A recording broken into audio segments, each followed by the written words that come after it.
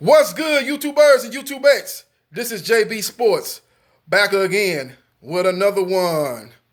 Attorney General William Barr, aka Jabba the Hutt, made a lot of provocative comments yesterday at Hillsdale College, speaking to a group of college students. Made a lot of controversial statements, to say the least, when speaking about a potential nationwide lockdown for the coronavirus pandemic. He says that would be the biggest intrusion on civil liberties, and the only thing I can think that's comparable to that is slavery, which is a different kind of restraint. That's what the Attorney General said. He basically said this would be just as bad as slavery. People staying in their homes, basically under house arrest. He compared that to slavery, when black people were brought over here from Africa, chained, shackled to their beds, and they were took on a boat, brought over here to the United States against their will. He comparing that to the government trying to stop the spread of a deadly disease called coronavirus, ladies and gentlemen. This is absolutely ridiculous. And he did this on the Constitution Day, which is ironic because the President of the United States, Donald J. Trump, his boss, is trampling on the Constitution each and every day.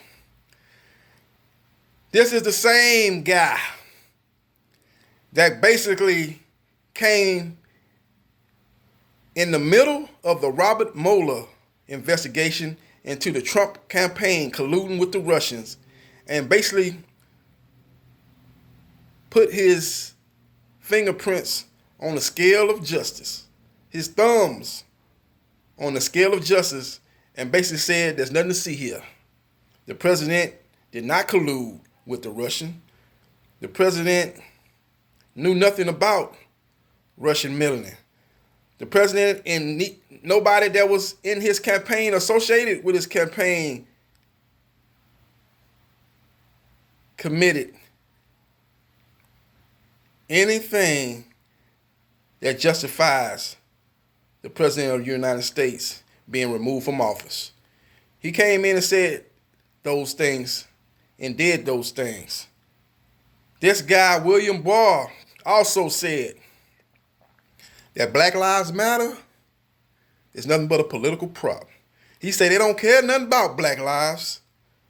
They're using black men and women dying at the hands of police officers as a way to further their political agenda. That's what the man said, ladies and gentlemen.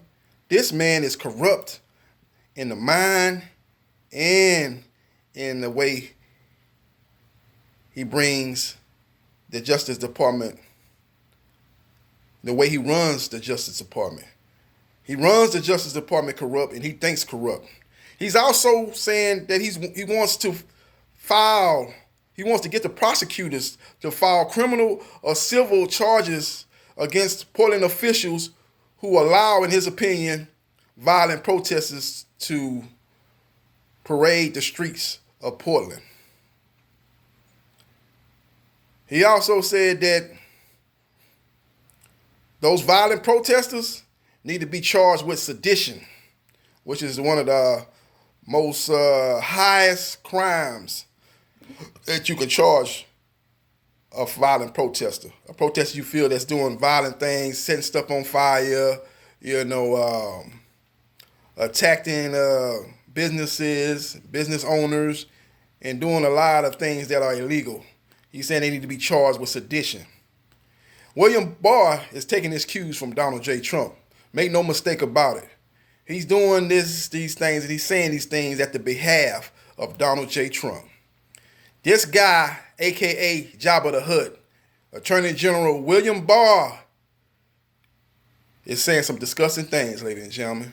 He's saying some disgusting things. It's absolutely ridiculous. This man compared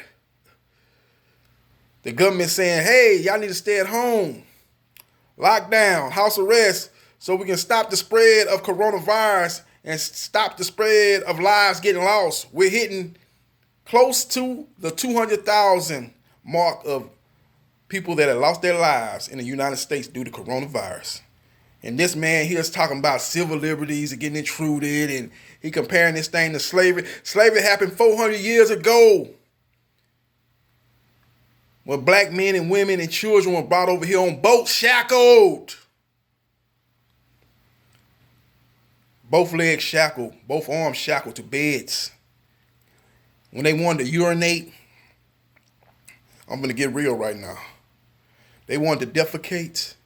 They had to defecate right there on the bed because they were shackled to those beds. And you want to compare that to, hey man, stay at home, play video games, watch TV, get on your phone. Just don't leave. Just don't mingle and interact with other people, because we're trying to stop this deadly virus from continuing to spread throughout this United States of America. You comparing those two things, you must be out your rabbit. Ass mine. It's absolutely ridiculous, ladies and gentlemen. That's what William Barr, our Attorney General, said. That's just what he said, man. It's a sick thing and a sick thing to say. And what he said about Black Lives Matter, basically saying that they're using that Black Lives Matter as a political prop to further a political agenda. He's basically spitting in the face of all those people that were lost to police violence.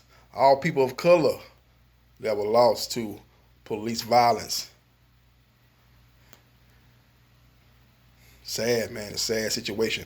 Ahmaud Arbery, he lost his life to some wannabe cops, some wannabe neighborhood cops. George Floyd lost his life to a Minneapolis police cop, a Minneapolis police officer. Jacob Blake was shot in his back 7 times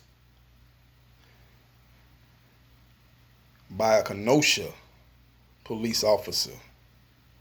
Michael Brown was shot, if I'm not mistaken, by St. Louis, or right outside of St. Louis. It was in the state of Missouri. Police officer. Sandra Bland found hung in her jail cell right near Prairie View University in the state of Texas. Basically was murdered. She shouldn't even have been there in the first place. Let's just go say for the fact that she did hang herself. Why was she in the jail cell in the first place? Just because she allegedly made some kind of minor infraction on the Texas road. Whether it was she changed lanes without turning the rear signal light on, or maybe one of her lights signal was not working, one of her light bulbs in her lights was not working. I can't remember what it was, but all I know, it was a minor road traveling violation. And she ended up hung in a Texas jail cell. You want to talk about Tamir Rice at a Cleveland, Ohio park. Police roll up on him, ask no question, don't tell him to do nothing, don't command him to put his hands up and drop his potential weapon. He has a toy gun, a water gun, a gun that wasn't real in his possession, and they rolled up on him, and they didn't even get the car damn near parked, and they jumped out, started busting, and shot and killed him on sight. That's what we talking about when we talking about Black Lives Matter. We're not using that as no political prop. We're not using that to further some political agenda. He wants to talk about, well, why don't y'all focus on black crime? I always want to make the black people look like they some kind of animals. They some kind of violent people that need to be put under control. Like white on white crime don't exist. Like Latino on Latino crime don't exist. Like Asian on Asian crime don't exist. See, when crimes are committed, it's gonna be committed by people you know, people that you interact with, people that you live around. Most black people live around black people, just like most white people live around white people. Most Asian people live around Asian people. Most Latino people live around other Latino people. So when that's the case, when it's a crime committed, it's going to be committed on one of our own. That goes for every race. So quit trying to signal it out and trying to make it look like just black people out here just killing people and shooting each other and robbing and murdering each other. And that's all we're doing. We need to focus on that instead of trying to focus on this issue that we call police brutality, police killing of unarmed black and brown people, male and female. Let's talk about that. Let's stay on point. Quit trying to change the subject. Quit trying to use that old familiar playbook and talk about, why don't you focus on what's going on in Chicago, the murder capital of the United States? How all these people are getting shot. They doing drive-bys, these black-on-black murders. Why don't you talk about that? You don't want to talk about these few isolated incidents involving police and black people, and the black people dying at the hands of police. The black and brown people dying at the hands of police. Y'all want to focus on those, and that's just a few of those. You listen to William Barr tell it. That's just a half a dozen cases. Less than 3% happens. It's not a prevalent thing in this United States of America. It's basically what William Barr is trying to say. Trying to downplay it. Trying to minimize it. Because when you downplay and minimize it, people start turning their heads away from it. Start saying, oh man, there they go again. Playing the old race card from the bottom of the deck. They always want to say that. But we're not playing the race card at the bottom of the deck. Just let the cameras roll. Let them cameras roll. And they're going to always tell the truth. And what you're seeing out here in these streets, you're seeing a situation where these police departments needs to be held accountable. And we talking about all of them. They need to be held accountable for their action. It need to be rules and regulations, uniform rules and regulations for every police department here in the United States. All police officers should have body cameras. All police officers should not be able to use the chokehold. That should be outlawed. When you're talking about a domestic disturbance, policemen shouldn't be called on the scene for that particular situation. They should have social counselors coming out there for that. Counselors coming out there. People that have experience in relationship issues. Let them come out there and try to solve it. Police officers shouldn't even be on the scene to add the gasoline to a fire and potentially escalate a situation, and then somebody end up getting hurt or possibly killed. Attorney General William Barr is a corrupt man. Not just with his activities that he's doing and he's promoting through the Justice Department, but he's corrupt mentally. He needs to be educated. He's got that old way of thinking.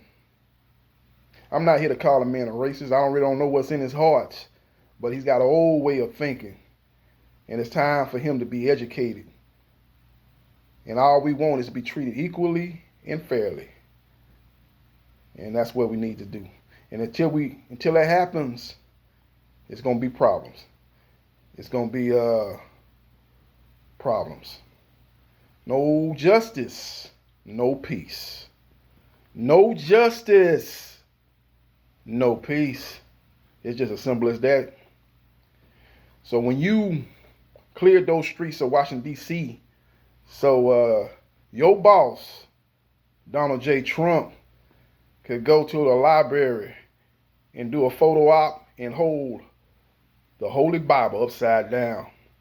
And I bet you he can't even recite one phrase in that Bible. But you use that situation to send a statement to all these peaceful protesters that we got something for you. Because you out here in the streets, you basically protesting United States and what the United States has stood for all these years, for all these centuries. And you're looking for a better America. You're looking for the Statue of Liberty.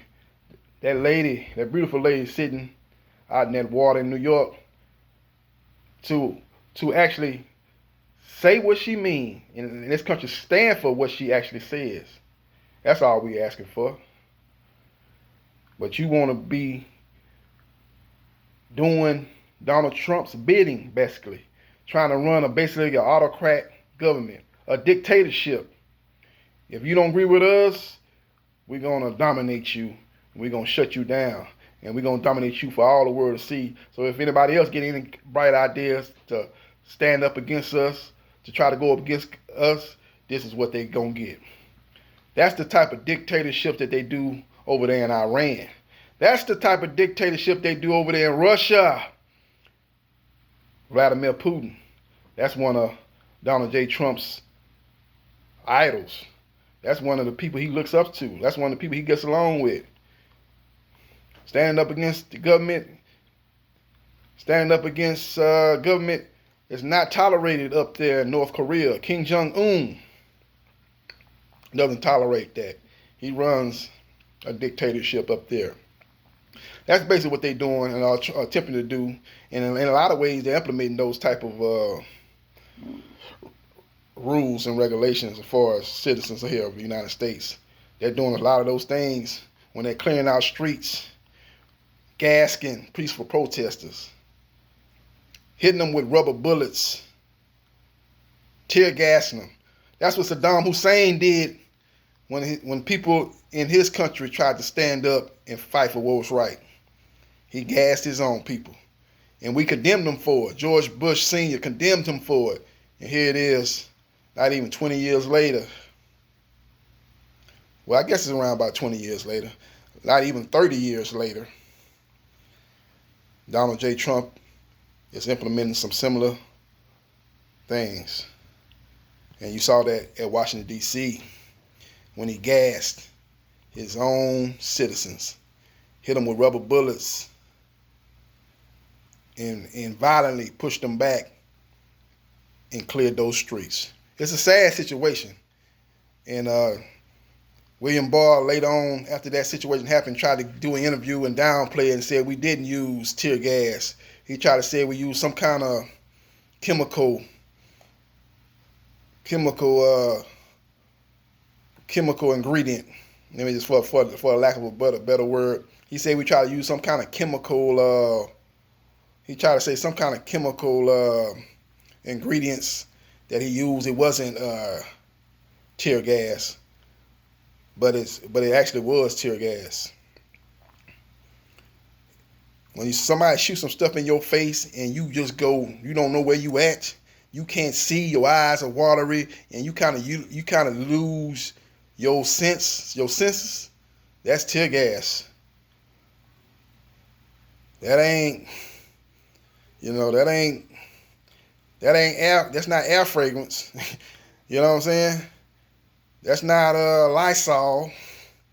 That's basically what William Barr was trying to say. He said, they didn't do nothing but blow a little chemical ingredients out there in front of those people. It was not tear gas, trying to play on words.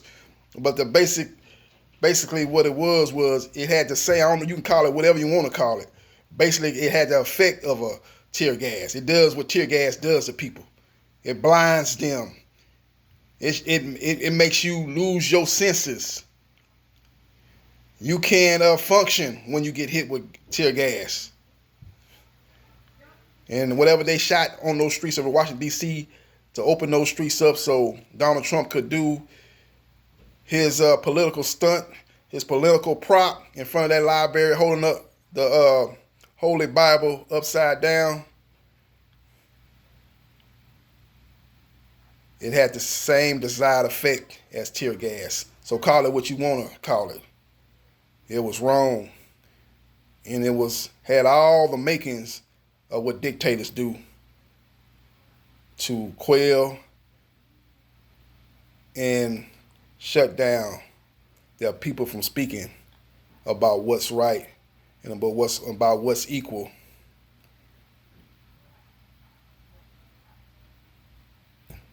That's a sad situation and a sad